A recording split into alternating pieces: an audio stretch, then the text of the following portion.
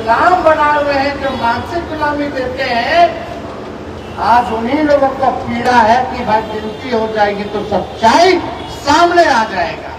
आती है प्रस्ताव सदन में और उसके बाद ही ये तय होता है।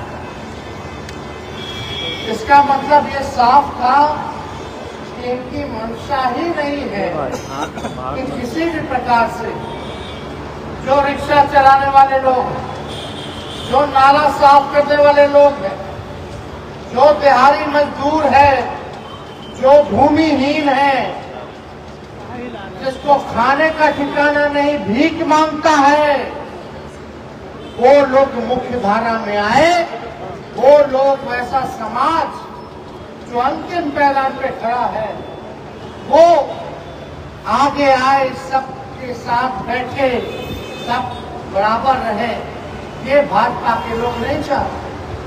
भाजपा के लोग ये चाहते हैं कि कचरा धोने वाला जिस समाज में आता है, जिंदगी भर उसके आने वाली पीढ़ी नाला साफ करे, कचरा धोए।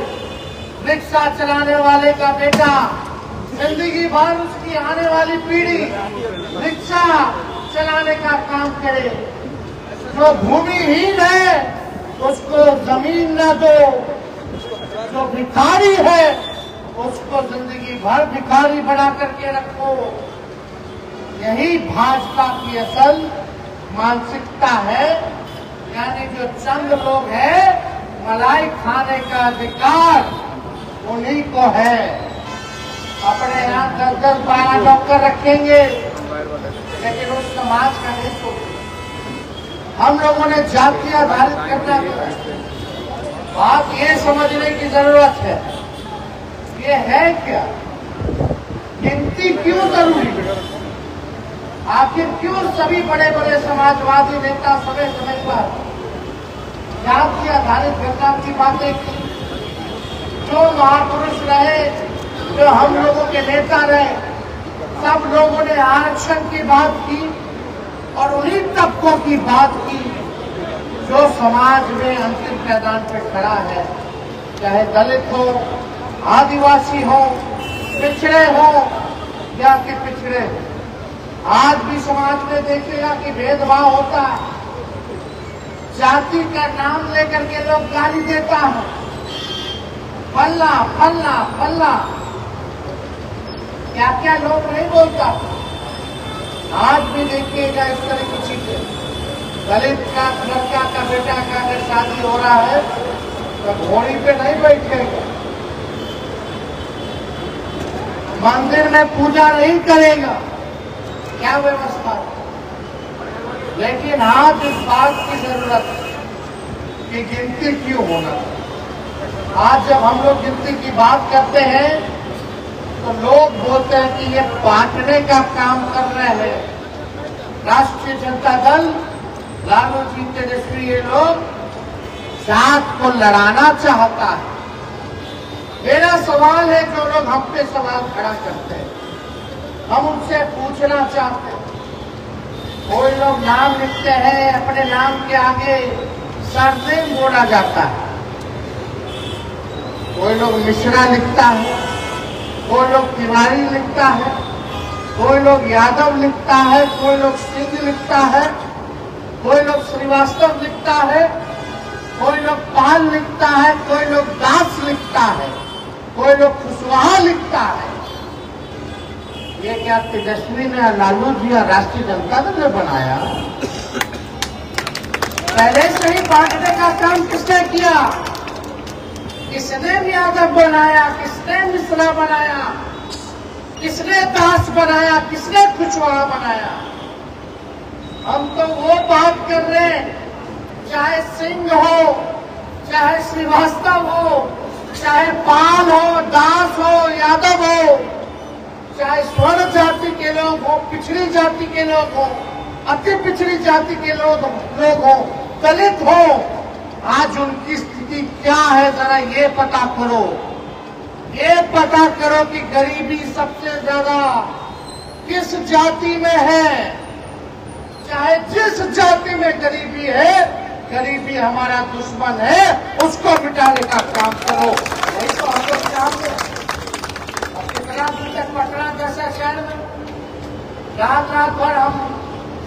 विकास मंत्री तो रिक्शा चलाने वाला, दूसरा जिला से आया हुआ, चारा नहीं है, कोई कमाई नहीं है, नौकरी नहीं है बिहार में, दिन रात मजदूरी करता है, लेकिन फिर भी जो है उधार नहीं दे पाता,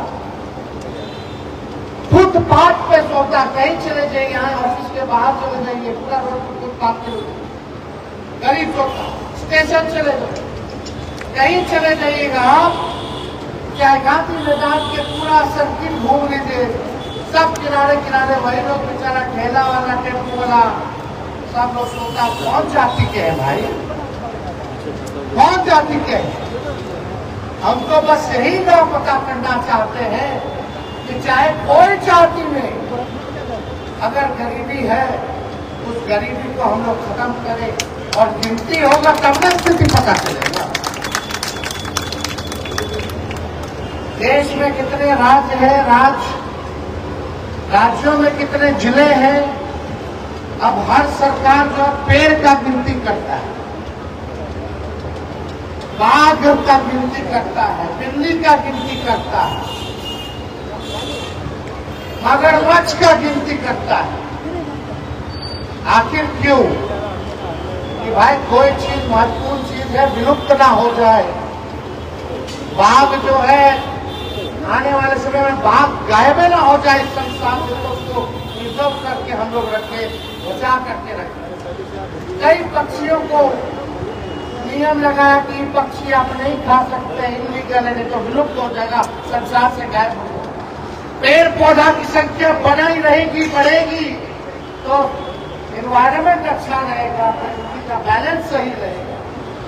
लेकिन इंसान का जो इम्बैलेंस है वो कैसे सुधरेगा? तो जब तक गिनती नहीं होगा, जब तक पता नहीं चलेगा कि भाई गरीबी कौन है, गरीब कौन है, उसकी पढ़ाई लिखाई क्या हो, उसके पास अपना घर है कि नहीं है, उसको अपना नौकरी है कि नहीं है, तब तक कैसे पता चले?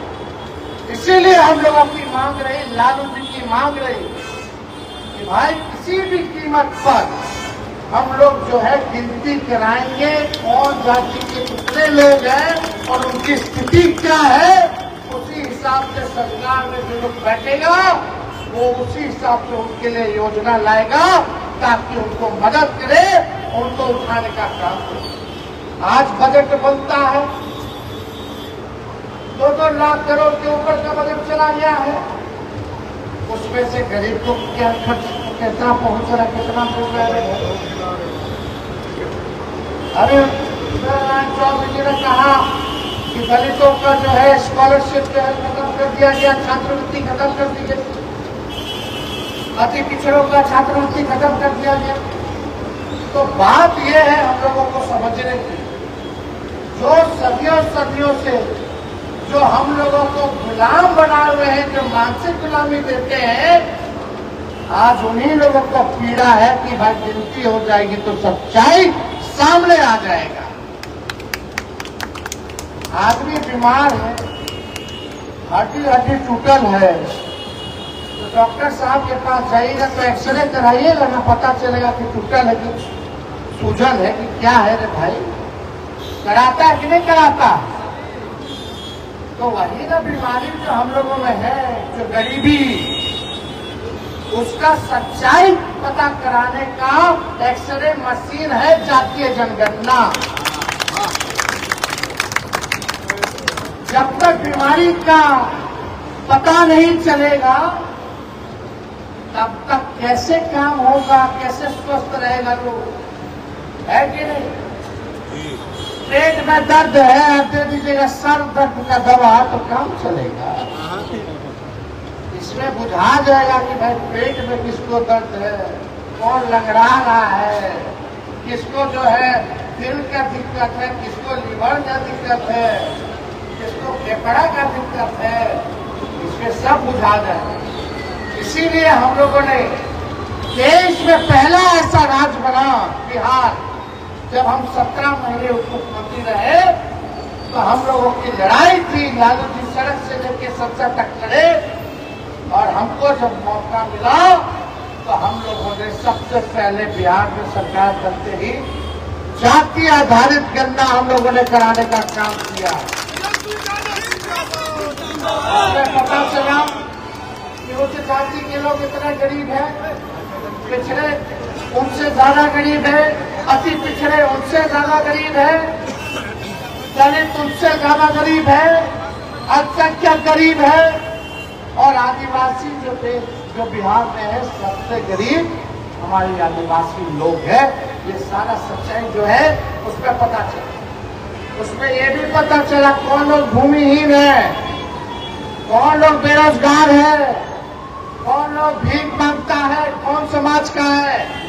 तो हम लोगों ने इसके बाद निर्णय लिया कि भाई ऐसे लोगों को सरकार हम लोग नियम लाए, कानून बनाए कि जो बेरोजगार है उसको 2 लाख रुपया का हम लोग आर्थिक मदद करेंगे ताकि अपने पैर पे खड़ा हो जाए।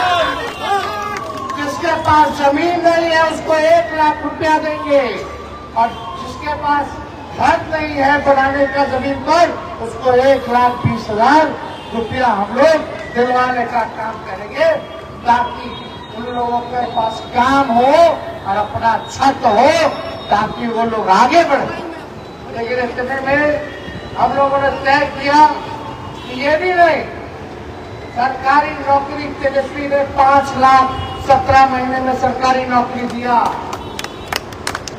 उसमें मान लीजिए आरक्षण पहले नहीं था उतनी सीमा नहीं थी, 50 के अंतर था तो फायदा उतना हुआ। फिर हम लोगों ने तय किया और बहाली निकलेगी, 3 लाख पर के अधिक बनाए, उस नौकरी को और बढ़ाए और 3 लाख यानी 8 लाख लोग को नौकरी देंगे।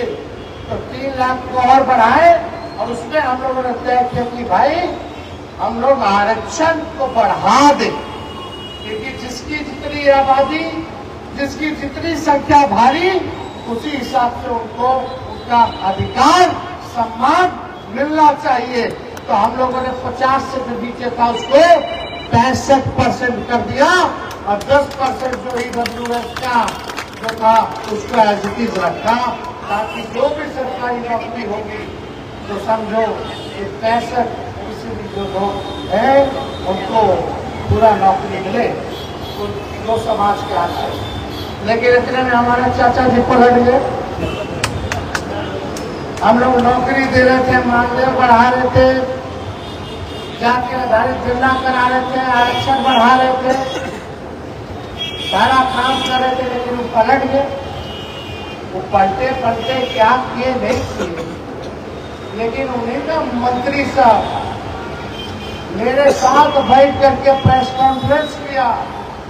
अब मुख्यमंत्री नीतीश कुमार बार-बार बोलते थे जब जाति आधारित गणना हम लोग कराए तो भाजपा वाला सब कोर्ट चला गया, कोर्ट से रखवाना चाहता था। हम लोग सुप्रीम कोर्ट जाकर के जीत के आए। फिर यही बात हुआ कि भाई आरक्षण जो बढ़ाए हैं ये आरक्षण देखो फिर भाजपा वाला खत्म करवाएगा। हम तो उसी टाइम समझ गए थे, इसीलिए अनुसूची 9 में डलवाना चाह रहे थे कि अनुसूची 9 में आ जाएगा तो आपका आरक्षण बचा हुआ रहेगा, उसको कोई खतरा नहीं रहेगा, गरीब को उसका अधिकार मिलता रहेगा। अपील करते रहेंगे मोदी जी से, मोदी जी एक बार भी ध्यान नहीं दिए, खत्म कर दिए।